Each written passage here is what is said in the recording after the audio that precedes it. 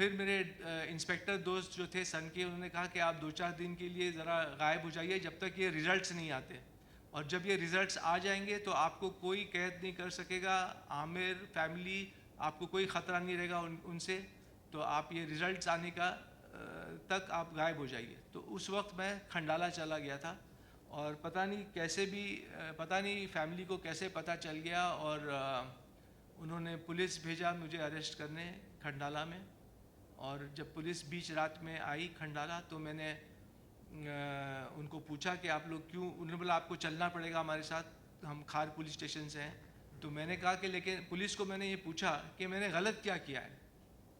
Police जब ही पकड़ती है जब आपने कुछ गलत किया हो। तो मैंने पुलिस को क्वेश्चन किया कि आप मुझे किस सिलसिले में पकड़ रहे हैं, आपके पास वारंट है क्या है, आप और आप किस जुर्म में मुझे पकड़ रहे हैं। लेकिन उन्होंने कहा कि आपकी मदर और सिस्टर ने एक कंप्लेंट डाली है पुलिस स्टेशन में कि आप सोसाइटी को के लिए हार्मफुल हैं, आप डेंजरस टू सोसाइटी हैं, और आपको स्किज़ोफ्रेनिया है, ये उनके डॉक्टर्स बोल रहे हैं। तो मैंने कहा ये सब झूठी बातें हैं। तो उन्होंने बोला खैर आपको चलना पड़ेगा, आप चलिए हमारे साथ। तो मुझे उनके साथ चलना पड़ा, क्योंकि वो होटल वाले ने भी बोला मुझे कि हम आपको रहने नहीं देंगे। तो ये सब हुआ बीच रात में खंडाला में, और मैं पुलिस के साथ मुझे आना पड़ा। पुलिस को तो ऑर्डर मिला था कि कैसे जैसे तैसे भी फैसल को पकड़ के लेके आओ। तो पुलिस भी लाचार थी, उन्होंने मुझे मजबूर थी, और उनको ऑर्डर दिया गया था कि फैसल को पकड़ के लेके आओ जहाँ से भी। तो ऐसा हुआ, और मुझे पुलिस के साथ जाना पड़ा।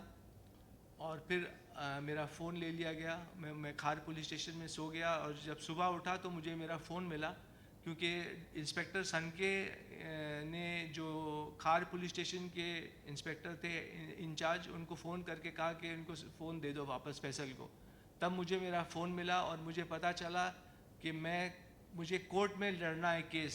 अभी मेरी मदर जीनत ताहिर हुसैन और निखत हेगड़े ने केस डाल दिया है आपके ऊपर, तो आपको केस लड़ना पड़ेगा। तो तब मैं फ़ोन खोल के मैंने जो ABCD ए अल्फ़ाबेट से स्टार्ट किया, और मैंने फ़ोन लगाया अब्दुल रहमान को, जो देवनार चेंबूर में स्लॉटर हाउस में वो कुछ प्रेसिडेंट थे उस वक्त। तो वो मेरे साथ गोट फार्मिंग का जो मैं खोलना चाह रहा था फार्म, वो उसमें इन्वॉल्व थे, और वो मुझे गाइड कर रहे थे। तो उन्होंने कुछ वक्त मेरे साथ बिताया था उस वक्त। तो उन्होंने जब सुना कि मेरे ऊपर केस आ गया है, तब मैंने उनको बोला कि मुझे एक वकील की ज़रूरत है। तो उन्होंने मुझे बोला ठीक है मैं आपको मिलता हूँ 10 बजे इधर बैंड्रा ईस्ट के कोर्ट में, और एक वकील के साथ मिलता हूँ। तो तब जाके एक वकील मिस्टर ऐसे वासिद आए, उन्होंने मेरा केस टेक ऑन किया। और फिर जब मैं कोर्ट में गया, उस वक्त पेश हुआ, तो मुझे पता चला कि I need some person to stand a guarantee for me. तो खैर कैसे तैसे भी करके मैंने एक इंसान आए जो मेरे लिए खड़े हुए गारंटर। और तब तब वकील साहब ने जज साहब ने मुझे भेजा जे हॉस्पिटल में फिर से टेस्ट करने। वो तो बोलते थे कि तुम्हारी फैमिली तो बोल रही है कि तुम स्किज़ोफ्रेनिया हो, लेकिन जज साहब ने बोला हम कोर्ट भी देखना चाहेगा ना कि तुम पागल हो कि नहीं। तो मेरा जे हॉस्पिटल में मुझे फिर से 20 दिन के लिए रखा गया, लगभग 20 दिन। और वहाँ मेरा पूरा टेस्ट हुआ, वो फिर कोर्ट केस लड़ा गया। फिर वंजारा साहब भी मुझे मिलने आए मेरे डैडी के साथ जे हॉस्पिटल में। वहाँ मैं उनको पहली बार मिला, और मेरे डैडी ने कहा कि ये लॉयर हैं मिस्टर वंजारा एडवोकेट, और ये तुम्हारा केस भी लड़ेंगे, मेरे साइड से खड़े रहेंगे, मतलब अब्बाजान के साइड से। और तब कस्टडी बैटल शुरू हुई। आमिर चाहते थे कि वो मेरी कस्टडी ले, आमिर और फैमिली चाहती थी कि वो मेरी कस्टडी लें और मुझे फिर से दवाइयाँ खिलाएं। लेकिन क्योंकि वंजारा साहब थे और अब्बाजान मेरे लिए खड़े हो गए थे, तो जज ने जो नेचुरल गार्डियन होता है फादर, उनके फेवर में डिसीजन दिया, और मुझे कस्टडी मेरे फादर को मिली। और जज साहब ने ये भी कहा, मैंने आप लोग को एक वर्डिक्ट भी दूंगा, जो कोर्ट का वर्डिक्ट है वो आप लोग उसके थ्रू जा भी सकते हैं, कि कोर्ट ने मुझे क्लीन चिट दी है, मैं केस जीता। और जज साहब ने मुझे एक तो टेस्ट कराया जेजे में, और फिर मुझे कुछ कंडीशंस रखी थी कि मैं रोज़ जाके पुलिस स्टेशन में हाज़िरी दूं, और जो भी जज साहब ने कहा था मैं पूरा उसके ऊपर मुकम्मल उतरा और मैं सब करते गया। और फिर जब अब्बाजान के ऊपर प्रेशर पड़ा मॉनिटरी, तो अब्बाजान ने भी मेरा साथ छोड़ दिया और उनका पैसा पानी बंद किया गया फैमिली के थ्रू। तो ये सब हुआ और अब्बाजान ने मेरा साथ छोड़ दिया, लेकिन ऊपर वाला है। तो जज साहब ने बोला कि मैं आमिर को कस्टडी नहीं दूंगा, मैं फैसल को छोड़ दूंगा टू लिव अ लाइफ। तो जजमेंट में उन्होंने लिखा है कि पर्पसली ही left me alone to see how I react in society and how I deal with society. तो ये जज साहब का बहुत अच्छा एक फ़ैसला था और उन्होंने मुझे जीने दिया। मैं जी रहा था, तब तक केस भी चल रहा था, मैं सब सोशल एक्टिविटीज़ कर रहा था। उसका प्रूफ मैं जज साहब को दे रहा था हर हियरिंग पे कि मैं मेरी क्या क्या एक्टिविटीज़ हैं। और फिर केस चला, और फिर 4 महीने के बाद फेब 16 को मुझे वर्डिक्ट दिया गया। जज ने कहा कि you are a normal person and you can live your life freely as a Indian citizen and you don't have paranoid schizophrenia. और ये सब करके मुझे एक क्लीन चिट मिली, मैं केस जीत गया, केस मेरे हक में गया, और तब मैं अपने कामों में फिर से लग गया। तो ये पूरी स्टोरी थी। और जो मेरे साथ हुआ, तो मुझे बहुत टॉर्चर सहना पड़ा इस दौरान।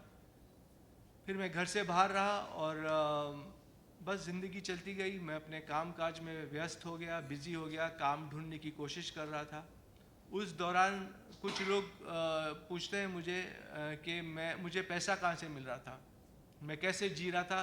तो मेरी कुछ पॉलिसीज़ थी, LIC पॉलिसीज़, PPF फंड, जो मैंने तोड़ा। फिर एक शख्स थे हारून भाई, जिन्होंने मुझे जिनको मेरी कहानी पसंद आई, उन्होंने मुझे साइन कर लिया था उस वक्त एक पिक्चर के लिए। तो वहाँ से पैसा आया। जो ज़मीन मैंने ख़रीदी थी उस वक्त गोट फार्म के लिए अहमदनगर में, मैंने वो डील कैंसिल की, वहाँ से थोड़ा पैसा आया। एक बिग बॉस करके एक शो है जो मुझे बहुत लेना चाह रहा था उस वक्त, तो उनसे थोड़ा साइनिंग अमाउंट मिला मुझे। मैं शो में तो गया नहीं, लेकिन साइनिंग अमाउंट मुझे मिला करीब 4 लाख उस वक्त। तो ये सब से मेरा गुजारा चल रहा था, मेरा गुज़र चल रहा था, और मैं एक रिस्पेक्टफुल ज़िंदगी जी रहा था।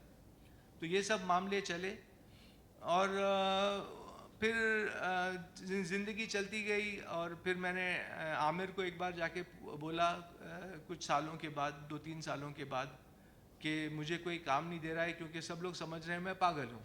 तो एक नॉर्मल इंसान को काम मिलना कितना मुश्किल होता है, ये तो आप लोग जानते ही होंगे। तो एक पागल इंसान को कौन काम देगा। तो आमिर ने मुझे बोला ठीक है। मैंने बोला अभी तुमको मुझे रखना पड़ेगा। तो उन्होंने मुझे स्क्रिप्ट डॉक्टर की नौकरी दी 30,000 महीने पे, और मैं अपना काम कर रहा था और चला रहा था अपने रोज़मर्रा की ज़िंदगी। तो इस हिसाब से ज़िंदगी चलती गई। लेकिन आज तक भी दुनिया को कुछ डाउट है कि मैं शायद एक नॉर्मल इंसान नहीं हूँ। मुझे आज तक वो झेलना पड़ता है वो समाज के सामने, और मुझे काम मिलना मुश्किल हो जाता है। हालांकि मैंने आगे चलकर एक फ़िल्म भी की, चिनार दास्तान इश्क, जिसमें मैं लीड रोल था। वो 2015 में रिलीज़ हुई। और मैं कहानियों पर काम कर रहा था, मैं लिख रहा था। फिर बाद में एक पिक्चर मेरे और बनी, डेंजर अहेड करके, जिसके डायरेक्टर थे फैसल सैफ। लेकिन वो गुजर गए और पिक्चर अभी तक रिलीज़ नहीं हो पाई। तो फैसल सैफ ने वो पिक्चर, मैंने शूटिंग कंप्लीट कर दी है वो पिक्चर की, उसका पोस्ट प्रोडक्शन थोड़ा बाकी है, लेकिन वो पिक्चर भी रेडी है। इस बीच में मैंने सोचा कि दुनिया जो भी सोचती है मेरे बारे में कि मैं मेंटल इंसान हूँ, मैं पागल इंसान हूँ, कोई बात नहीं, मैं अपने काम से प्रूव कर दूंगा कि मैं क्या हूँ। तो इस बीच में मुझे मौका मिला और मैंने फैक्ट्री पिक्चर डायरेक्ट की, उसमें एक्ट भी किया और उसमें गाना भी गाया, उसमें राइटिंग में भी इन्वॉल्व था। प्रोड्यूसर्स भी नए थे वो प्रोजेक्ट के, फैक्ट्री पिक्चर के, तो मैं प्रोडक्शन के भी डिसीजंस लेता था। तो पूरा भार फैक्ट्री का मेरे ऊपर आ गया था। मैंने एक पिक्चर बना दी फैक्ट्री, उसको रिलीज़ भी कर दी ऊपर वाले की मर्ज़ी से। और यही मैंने चाहा कि दुनिया ये देखे कि अगर मैं वाकई एक पागल इंसान हूँ तो मैं एक पिक्चर कैसे बना सकता हूँ इतना मेहनत करके, उसमें एक्ट भी करके, डायरेक्ट भी करके। उसमें प्रेशर बहुत था मुझे क्योंकि मैं दोनों काम संभाल रहा था। लेकिन मैंने कहा कि चलिए मैं अपने काम से ही प्रूव करूँगा कि मैं पागल हूँ या नहीं हूँ। तो ये सब काम चलता गया। और अब जब एक इंटरव्यू आया, तो ये तो 2021 की बात थी, वो पिक्चर भी रिलीज हो गई फैक्ट्री। अब 2000 अब मैंने कुछ प्रोजेक्ट्स लिखे थे लॉकडाउन में जो मैं स्टार्ट करना चाह रहा था। तो मैंने एक इंटरव्यू दिया पिंक विला में, और वो इंटरव्यू के बाद फैमिली वाले नाराज़ हो गए मुझसे। और मैंने इंटरव्यू को इसलिए नहीं रोका, मेरे सवाल पूछने से जो मेरे फैमिली के बारे में पूछ रहे थे, क्योंकि मुझे सच को बाहर लाना था। और मैं एक सच्चा इंसान हूँ, तो जो भी हुआ, क्योंकि मैं क्यों छुपाऊँ। अगर सामने वाला जर्नलिस्ट मुझसे सवाल पूछ रहा है तो मैं जवाब दूंगा। मैं क्यों बोलूँ कि नहीं, मैं इस सवाल का जवाब देना नहीं चाहता। तो अगर मैं ऐसे बोलूँगा मतलब मैं कुछ छुपा रहा हूँ। और मैं ये नहीं चाहता कि मैं कुछ छुपाऊँ और लोगों को रूबरू ना करूँ मेरे साथ क्या हुआ है। तो जो सवाल पिंक विला के एंकर अविनाश ने मुझसे पूछा, तो मैंने उसका सही सही जवाब दिया, सच्चा जवाब दिया। वो फैमिली वालों को अच्छा नहीं लगा, वो लोग नाराज़ हो गए और उन्होंने मुझे तोहमत लगाई कि मैं मिसलीड कर रहा हूँ मीडिया को, पब्लिक को।